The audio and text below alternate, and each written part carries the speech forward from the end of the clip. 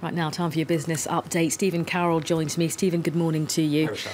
We start with Donald Trump's planned overhaul of the tax system in the US, which appears to have already run into some trouble. The US Treasury Secretary saying the planned timetable for tax reform was unrealistic given the ongoing talks with Congress over healthcare policy. In an interview with the Financial Times, Steve Mnuchin says the idea of getting the changes through Congress by August was highly aggressive to not realistic. He still expects the reforms to be passed this year, though. The measures under discussion include a controversial border tax on imports. Mr. Mnuchin says that's not off the table, but there are other options being discussed. Other changes in the Republican draft plan, including a massive cut to corporation tax. All right, Stephen, talk us through the effect this is having on the markets. Well, there wasn't much surprise in those comments from Steve Mnuchin. We did have gains on Wall Street on Monday. Of course, tax reform, one of those issues that really moved the markets in the wake of Donald Trump being elected. This is the picture on the European markets at the open today. The European markets back in business after a long weekend and a fairly cautious start to the trading weeks. London slightly down, Frankfurt slightly up, Paris somewhere in the middle. So traders starting with a bit of caution. It was a mixed picture over in Asia, where we had gains in Tokyo on the Nikkei, but falls of almost 1% on the Hang Seng in Hong Kong. Investors there mostly focused on the situation in North Korea. All right, next turning to Netflix, which is heading for a major milestone. The online streaming service says it expects to hit the 100 million users mark this weekend. Netflix added just under 5 million users in the first 3 months of this year. Now, that's less than the company had been expecting. And some analysts are blaming its hit series House of Cards. Solange Moujan has the story. On the cusp of a milestone, Netflix said it's on the verge of having 100 million subscribers. The streaming service that makes shows like Orange is the New Black. It's two people connect. Is planning to surpass that number by investing $1 billion in marketing this year. But over the past 3 months, growth has been slower than the on-demand TV service expected. In the first quarter of 2017, Netflix signed on 4.9 million users. That's less than the 5 million they forecast, and even less than the 7 million viewers they signed on in the previous quarter.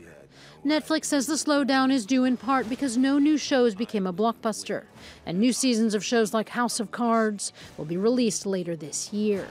But the streaming service is also facing competition from Google, Dish, and Amazon Prime. Another challenge for Netflix, relatively small profits. At the start of 2017, they brought in $2.6 billion in revenue. But Netflix only made a net profit of $178 million this quarter, and that's up from nearly $28 million last year. Cutbacks in spending made this the service's most profitable quarter ever. But Netflix says they plan to keep spending and expanding globally. Currently, under half of its subscribers are outside of the U.S.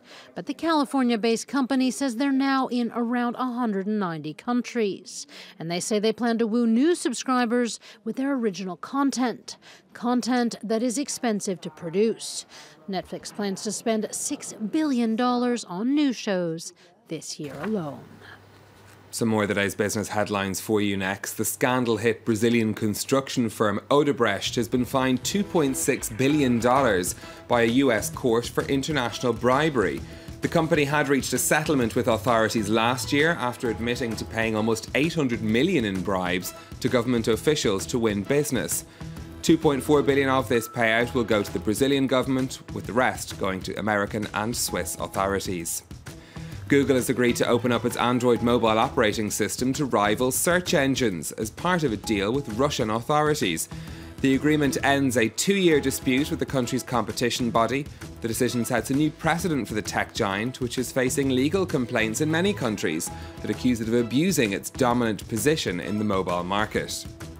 And profits at United Airlines slumped by almost 70% in the first quarter thanks to higher fuel costs.